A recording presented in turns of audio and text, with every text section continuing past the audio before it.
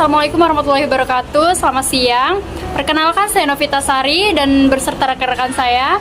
Saya Dinda Ardianti. Saya Sri Windawanti. Oke, kami di sini akan berkesempatan untuk mewawancarai dan memberikan beberapa pertanyaan dengan tema pengembangan karakter kepada Ibu Hanina MPSI selaku dosen wakil dekan 3 bidang kemahasiswaan. Sebelum lanjut ke video ini, segera like, comment, and subscribe. Halo, selamat siang semuanya. Perkenalkan, saya Dina Ardianti dan teman saya Sri Windawanti. Dan rekan saya di balik layar adalah Novita Sari. Kami di sini ingin mewawancarai Ibu Hanina MPSI selaku dosen dan wakil dekan 3 bidang kemahasiswaan untuk memenuhi tugas kuliah Digital Society oleh dosen pengampunya Bapak Didi. Oke, baik Ibu. Kami izin untuk menanyakan seputar pertanyaan dengan tema pengembangan karakter. Apakah boleh Ibu? Boleh, silakan. Baik, terima kasih Ibu. Pertanyaan pertama, menurut Ibu, seberapa penting pengembangan karakter bagi mahasiswa? Bagus ya. Jadi kalau kita lihat sekarang ini banyak terjadi krisis-krisis moral ya. Contohnya satu tawuran, bullying, pencurian, seks bebas, itu krisis moral. Nah, supaya setidaknya menurunkan angka krisis moral yang banyak terjadi ini, maka diperlukanlah pendidikan karakter, apalagi mahasiswa yang sebagai agen perubahan. Jadi diharapkan dengan ada mata kuliah ini, maka mahasiswa nantinya menjadi seorang sarjana yang berkarakter. Nah, karakter itu ada 18 mungkin mata kuliah pengembangan karakter itu ada. Jadi salah satu kedisiplinan. Banyak kan sekarang ini mudah-mudahan tidak mahasiswa saya akibat ketidakdisiplinannya maka akan membuat masa depannya itu suram. Dia nggak tahu kapan tidur, nggak tahu kapan makan, nggak tahu kapan kuliah, nggak tahu kapan bekerja. Jadi amburadul. Jadi pendidikan karakter itu sangat-sangat penting ya diajarkan kepada mahasiswa umumnya. Baik Ibu, kita masuk ke pertanyaan selanjutnya. Bagaimana landasan Ibu mengenai pengembangan karakter mahasiswa di lingkungan universitas Muhammad?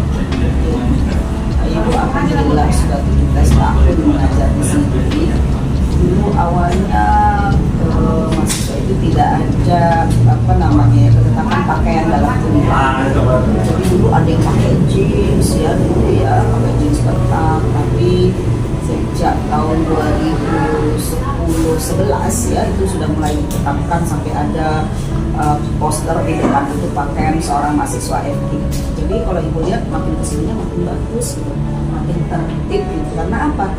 FKIP ini kan mendidik calon guru, jadi semua itu harus menggambarkan bagaimana sih seorang guru baik dalam berpakaian, dalam berbicara, itu harus menunjukkan dia bahwa seorang guru dilatih lah sekarang selagi masuk kuliah. Oke, terima kasih atas pandangan Ibu. Sekarang kita beralih ke pertanyaan selanjutnya. Bagaimana cara Ibu berkontribusi dalam pengembangan karakter mahasiswa di luar aspek akademik? Jadi sebenarnya pengembangan karakter itu lebih kepada penerapan gitu ya.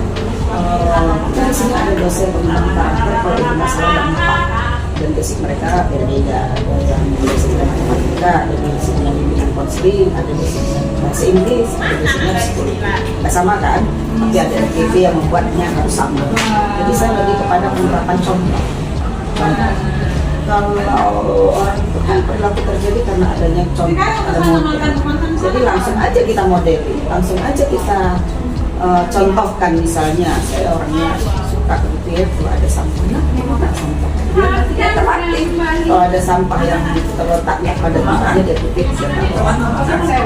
Jadi saya lebih pada prakteknya. Karena kalau orang dijejali teori-teori, nggak langsung praktekkan itu akan nguap, benar nggak? Nah, seperti itu cara saya. Pertanyaan selanjutnya. Dari semua pertanyaan saya tadi, pastinya ada tantangan khusus nih dalam pengembangan karakter mahasiswa. Nah, pertanyaannya, bagaimana Ibu menghadapinya sebagai dosen dan wakil dekan 3 bidang kemahasiswaan? Jadi nggak bosan-bosan. terus mengingatkan mahasiswa, terutama yang nampak di mata saya, untuk setidaknya dia mengubah karakter yang belum baik tadi menjadi baik. Contoh, itu tadi ketika saya sedang menyampaikan materi di kelas, ada mahasiswa yang mungkin berebut, saya langsung mengangkatnya.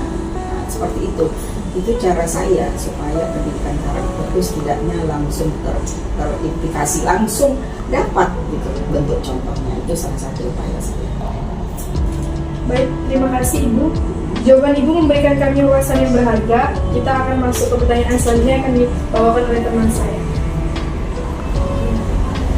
Bisakah Ibu berbagi contoh karakter tentang mahasiswa yang sudah mengalami perkembangan karakter positif selama masa studi? Ada itu mahasiswa saya, dia dulu pada saat semester 1 itu suka telat kuliah dan tidak disiplin dalam waktu, suka telat. Buat telat 20 menit, 25 menit, malah kadang 15 menit saya mau berakhir dia masuk. Itu langsung saya pendekatan dari hati kepada dia bahwa tidak selamanya tindakan dia itu bisa dibenarkan karena dia tidak disiplin. Seharusnya dia disiplin ya.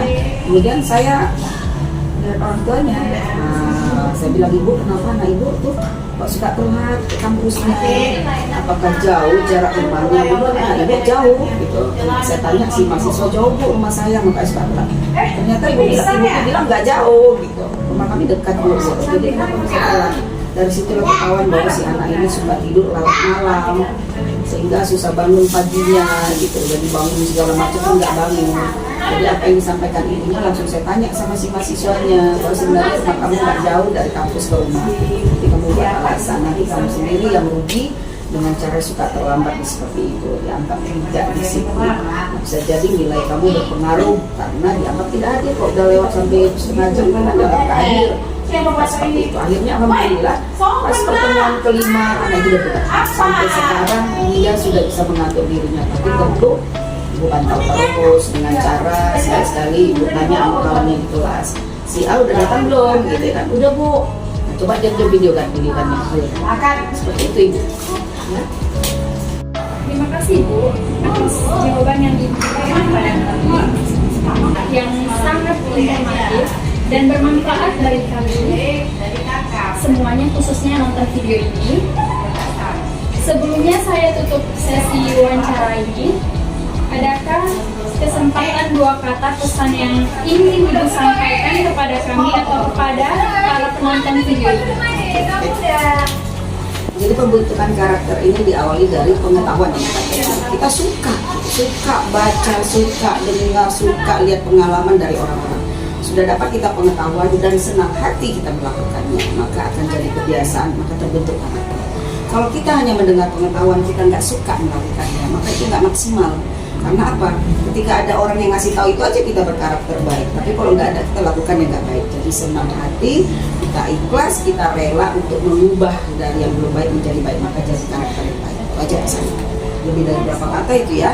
Jadi banyak mendengar pengetahuan, banyak mendapatkan pengalaman, suka hati melakukannya, ikhlas supaya jadi kebiasaan, maka terbentuk karakter.